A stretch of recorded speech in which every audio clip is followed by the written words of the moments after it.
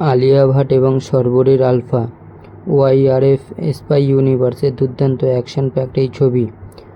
Yash Raj films তাদের বহু প্রতীক্ষিত স্পাই ইউনিভার্সের ছবির আলফার প্রথম টিজার মুক্তি করেছে। আজ অর্থাৎ 10ই জুন 2026 মুক্তি পেল আলফার টিজার।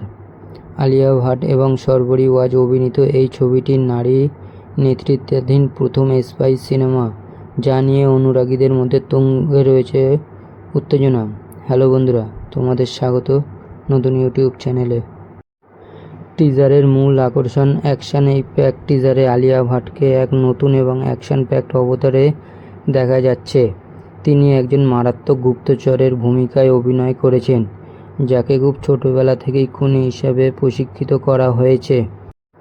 ববি দেওয়ালের ভূমিকা নিয়ে বলতে গেলে, টিজারে ববি দেওয়ালকে আলিয়ার মেন্টর বা প্রশিক্ষকের ভূমিকায় দেখা যাচ্ছে, যিনি তাকে হিংস্র এবং মারাত্মক মিশনের জন্য প্রস্তুত করেছেন।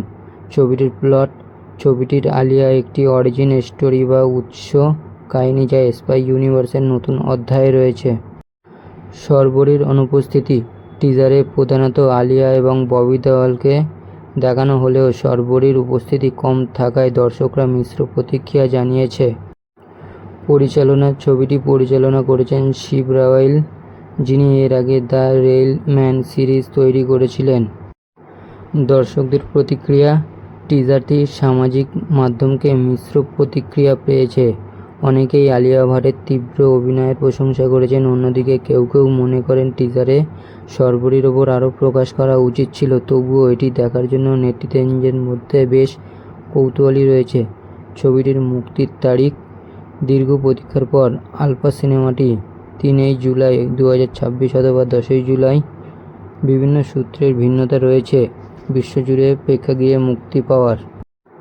ছবিটির মূল তথ্য এবং প্রধান চরিত্রে রয়েছে আলিয়া ভাট, শর্বরী, ববি দেওয়াল, অনিল কাপুর।